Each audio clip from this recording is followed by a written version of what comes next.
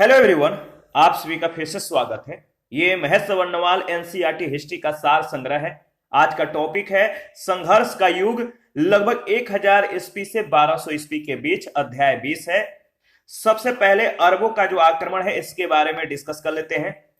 देखिए, अरबों का जो आक्रमण है, समय है 1009 ईस्वी से पहले।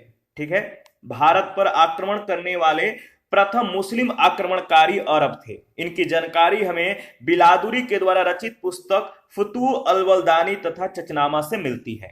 भारत पर प्रथम मुस्लिम आक्रमणकारी मुहम्मद बिन कासिम था, जिसने 712 ईस्वी में सिंध के राजा दाहिर को पराजित करके ठट्टा के पास देवल बंदरगाह को जीत लिया। इस युद्ध को रावर का युद्ध भी कहा जाता है। इस युद्ध को रावर का युद्ध भी कहा जाता है। तुर्कों का जो आक्रमण है इसके बारे में डिस्कस कर लेते हैं। पहला नाम अल्पतगीन का आता है। यह गजनवी वंश का जो है संस्थापक था। गजनी में स्वतंत्र तुर्क राज की स्थापना इसी ने किया था। इसके बाद सुबुक्तगीन, देखिए, यह भारत पर आक्रमण करने वाला प्रथम तुर्क शासक था। 986 ईस्वी में सुबुक्तगीन ने हिंदू शाही राजवंश के राजा जयपाल के खिलाफ एक संघर्ष में भाग लिया। इसमें जयपाल की जो है पराजय हुई। तीसरा नाम आता है महमूद गजनवी का। यह सुल्तान, जो महमूद गजनवी था, यह सुल्तान की उपाधि धारण करने वाला प्रथम तुर्क शासक था। यह उपाधि बगदाद के खलीफा से जो है प्राप्त की थी और यह जो है भारत पर 17 बार आक्रमण किया था। 1025 में जो है सोमनाथ शिव मंदिर पर जो है इसने आक्रमण किया था। यह गुजरात में है। इसके बाद शहाबुद्दीन मोहम्मद गोरी, ठीक है, ये जो था भारत में तुर्की राज का ये संस्थापक था। भारत में मुस्लिम साम्राज्य का ये वास्तविक संस्थापक जो है माना जाता है। इसके बाद देखिए, मोहम्मद गोरी के जो दास थे कौन कौन थे, तो ताजुद्दीन याल्दौज था। ठीक है, इसके बाद कुतुबुद्दीन ऐबक, लाहौर दिल्ली सल्तनत की जो है स्थापना इसी के संदर्भ में हुआ। इसके बाद नासिरुद्दीन कुबाचा, ये उच्च मुल्तान था। और बख्तियारुद्दीन खिलजी, ये बंगाल का या ये बंगाल से संबंधित था। तो इसका जो संबंध है, और मोहम्मद गोरी के जो दास हैं ताजुद्दीन याल्दौज, कुतुबुद्दीन ऐबक, नासिरुद्दीन कुबाचा और बख्तियारुद्दीन खिलजी, इनका नाम याद रखिएगा, इंपॉर्टेंट है। ठीक है, देखिए, अगर बात करें तो सिंध क्षेत्र में अरबों ने खजूर की खेती और ऊंट पालना शुरू किया। इसके बाद सिंधु क्षेत्र में पहली बार जजिया कर लगाया गया तथा दिरहम नामक जो है सिक्का चलाया गया। महमूद गजनवी सुबुक्तगीन का पुत्र था, जो अपने पिता के मृत्यु के बाद 998 ईस्वी में गजनी की गद्दी पर बैठा था। महमूद गजनवी ने भारत पर 1000 ईस्वी से 1027 ईस्वी के बीच 17 बार आक्रमण किया था। गजनवी का सबसे प्रसिद्ध व विनाशकारी आक्रमण सोमनाथ मंदिर पर था। जो आक्रमण का क्रम कौन सा था, 16वां था।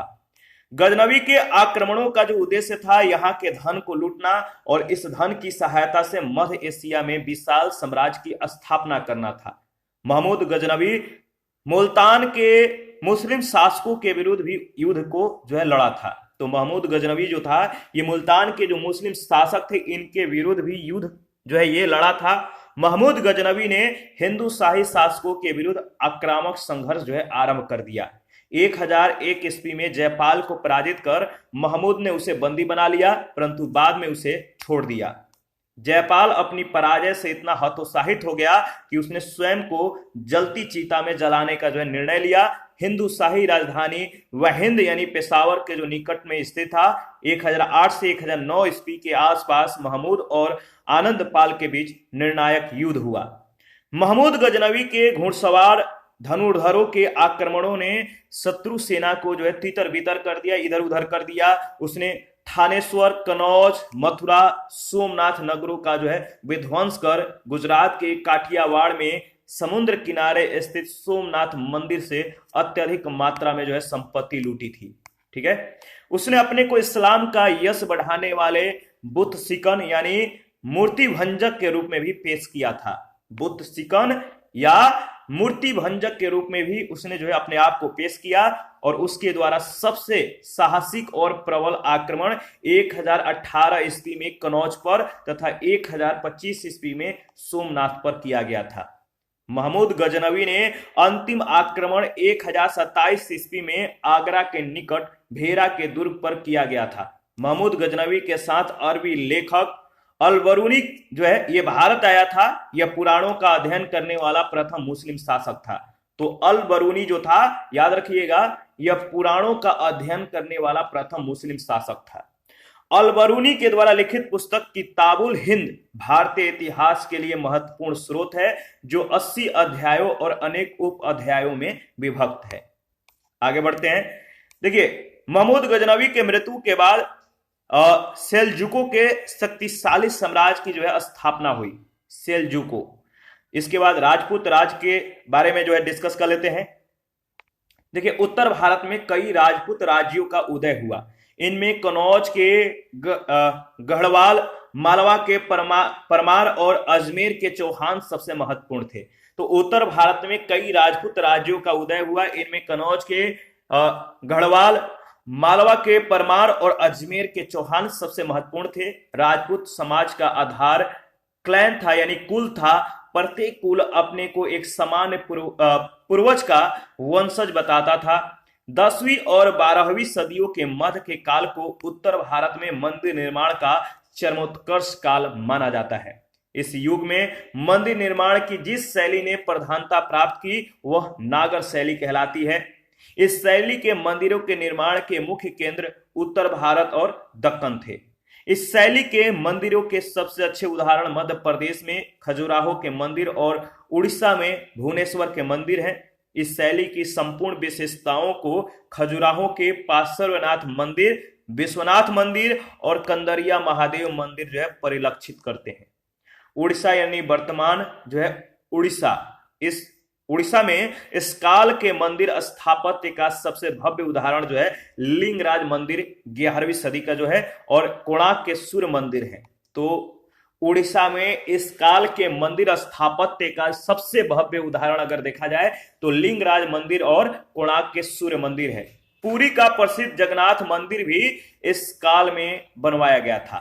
चालुक्य शासक भीम के प्रसिद्ध मंत्री वास्तुपाल ने माउंट आबू में प्रसिद्ध जैन मंदिर का निर्माण करवाया था। किसने? तो भीम के प्रसिद्ध मंत्री वास्तुपाल ने माउंट आबू में प्रसिद्ध जैन मंदिर का निर्माण करवाया। देखिए, 1173 ईस्वी में शहाबुद्दीन मोहम्मद, जो कि मुइजुद्दीन बिन शाम के नाम से भी ये जाना जाता था, तो शहाबुद्दीन मोहम्मद गजनी के सिंहासन पर बैठा। मोहम्मद गोरी ने भारत पर प्रथम आक्रमण 1175 ईस्वी में मुल्तान पर किया था, जिसके पश्चात 1178 ईस्वी के गुजरात आक्रमण के समय वहां के शासक भीम द्वितीय यानी मूलराज ने मोहम्मद गोरी को बंदी बना लिया, लेकिन बाद में उसे रिहा कर दिया। यह मोहम्मद गोरी की भारत में जो है प्रथम पराजय थी। मोहम्मद गोरी की भारत में यह प्रथम पराजय थी। जिस समय मोइजुद्दीन मोहम्मद मुल्तान और कच्छ को पद्मार्दित कर रहा था, उसी समय मात्र 14 साल का एक किशोर अजमेर के सिंहासन पर बैठा, जिसका नाम पृथ्वीराज तृतीय था।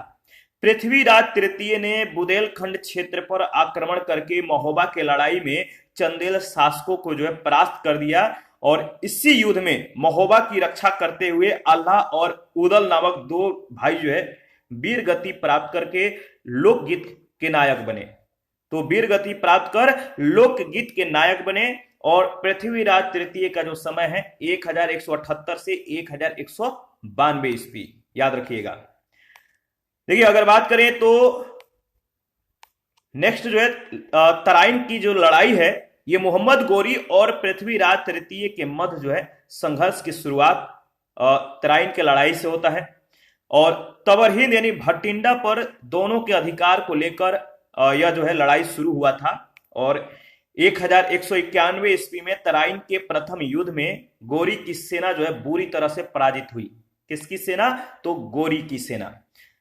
सन 1192 की तराइन की द्वितीय लड़ाई में उसने 1,20,000 सैनिकों के साथ कूच किया। इसमें 10,000 घुड़सवार और धनुर्धारी भी शामिल थे। तुर्क सेना का श्रेष्ठ संगठन और बेहतर गतिशीलता जो है निर्णायक सिद्ध हुई। भारतीय सैनिक बड़ी संख्या में मारे गए। पृथ्वीराज को सरस्वती नदी के निकट बंदी बना लिया गया। पृथ्वीराज को कुछ साल तक अजमेर पर शासन करने जो है दिया गया और इसके कुछ ही दिन बाद पृथ्वीराज को षड्यंत्र करने के आरोप में मृत्युदंड दे दिया गया। तराइन के युद्धों का वर्णन जो है मिनहाज उस सिराज में किया गया है। किसमें? मिनहाज उस सिराज में। मोहम्मद गोरी ने दिल्ली और अजमेर पर नियंत्रण कर भारत में मुस्लिम साम्राज्य की नींव डाली। मोहम्मद गोरी को भारत में मुस्लिम साम्राज्य का वास्तविक संस्थापक माना जाता है। तराइन के युद्ध के बाद मोहम्मद गोरी गजनी लौट गया और भारत का राजकाज अपने विश्वस्त गुलाम कुतुबुद्दीन ऐबक को जो है सौंप दिया। 1194 ईस्वी में मोहम्मद गोरी भारत वापस आया तथा 50,000 घुड़सवारों के साथ यमुना पार करके कनौज की ओर बढ़ा। कनौज के निकट चंदावर नामक स्थान पर गोरी और जयचंद के मध्य युद्ध हुआ। इस युद्ध में जयचंद पराजित हुआ। तो याद रखिएगा, देखिए तराइन और चंदावर की लड़ाइयों ने भारत में तुर्क शासन की नींव डाल दी। मोहम्मद गोरी ने 1206 ईस्वी में भारत पर अंतिम बार जो है आक्रमण किया। उसने खोखरों की बड़ी संख्या में हत्या करके उनके विद्रोह का दमन कर दिया। खोखरों, मोहम्मद गोरी की मृत्यु जो है 1206 ईस्वी के बाद 1206 ईस्वी में होता है और उसके बाद उसके भारतीय राज्यों का उत्तराधिकार कुतुबुद्दीन ऐबक को जो है प्राप्त हुआ। तो मोहम्मद गोरी की मृत्यु के बाद उसके भारतीय राज्यों का जो उत्तराधिकार था कुतुबुद्दीन ऐबक, इसको प्राप्त हुआ। मोहम्मद गोरी की जो मृत्यु है 1206 ईस्वी में हुआ था, याद रखिएगा। मोहम्मद गोरी के दूसरे गुलाम जो यालदौस था, इसको गजनी का उत्तराधिकार प्राप्त हुआ। मोहम्मद गोरी के सेनापति बख्तियार खिलजी ने पूर्वी भारत को विजित किया तथा नालंदा व विक्रमशिला जो कि बिहार में है, तो नालंदा और विक्रमशिला विश्वविद्यालयों को नष्ट कर दिया।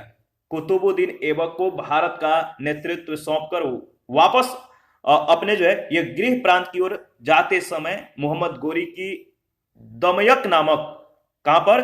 दमयक नामक स्थान पर 15 मार्च 1206 को हत्या कर दी गई। ठीक है, इसी के साथ आज का जो सेशन है समाप्त करते हैं। नेक्स्ट सेशन में दिल्ली सल्तनत के बारे में डिस्कस करेंगे जिसका समय है 1200 ईस्वी से 1526 ईस्वी के बीच।